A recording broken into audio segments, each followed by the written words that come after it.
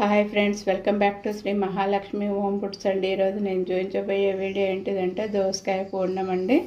Start చేస్తున్నాండి. First ఇట్లా కొంచెం అన్ని నువ్వులు వేయించుకోవాలండి.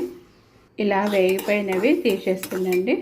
ఫస్ట్ నువ్వులు వేసుకోవాలండి, తర్వాత కొబ్బరి, తర్వాత ఈ ధనియాల పొడి వేస్తున్నానండి. ఈ మూడింటిని గ్రైండ్ చేసుకొని వస్తానండి. ఇప్పుడు ఈ పచ్చిమిర్చిని, ఈ అల్లం వెల్లిపాయ పేస్ట్ను వేసి ఈ రెండు పచ్చిమిర్చి అల్లం వెల్లిపాయ పేస్ట్ వేసి గ్రైండ్ చేసుకోవాలండి. ఇప్పుడు ఈ పసుపును కూడా ఇందులో వేస్తానండి. మీ టేస్ట్కి తగినంత సాల్ట్ వేసుకొని మళ్ళీ ఒకసారి తిప్పుకోవాలి. దోసకాయను ఇది కట్ చేసుకోవాలండి. ఇట్లా రౌండ్గా ఇది కట్ చేసుకోవాలండి. ఇగో ఇట్లా కట్ చేసేయాలండి. ఇలా కట్ చేసి ఇప్పుడు మనము గ్రైండ్ చేసింది వీటిలలో పెట్టాలండి. చూపిస్తా. ఇలా నాలుగు భాగాలు కూడా ఇట్లా వంకాయ పూర్ణములాగా కూడా ఇట్లా తరిగి ఇట్లా కూడా పెట్టుకోవచ్చు. ఇట్లా కూడా చేసిన వీటిలలో ఇట్లా నింపాలండి. ఇట్లా నింపేసేయాలి. ఇట్లా నింపేసుకోవాలండి. ఇప్పుడు మళ్ళీ వీటిని పోపు చేస్తా అండి. ఫస్ట్ ఆనియన్స్ వేసుకోవాలండి.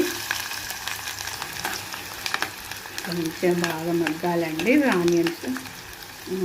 ఉల్లిగడ్డ ఇట్లా మంచిగా గోలాలండి.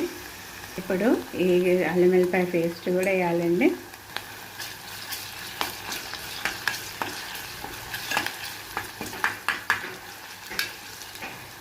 ఇప్పుడు ఈ దోసకాయలను ఇట్లా వేసేసేయాలండి. ఇట్లా కొంచెము కొత్తిమీర వేయండి.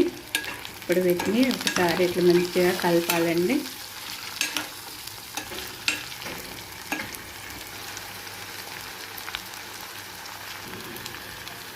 ఇట్లా ఒక 2 నిమిషాలు మూత పెట్టేసుకుందామండి. ఇప్పుడు మూత తీసి చూద్దామండి.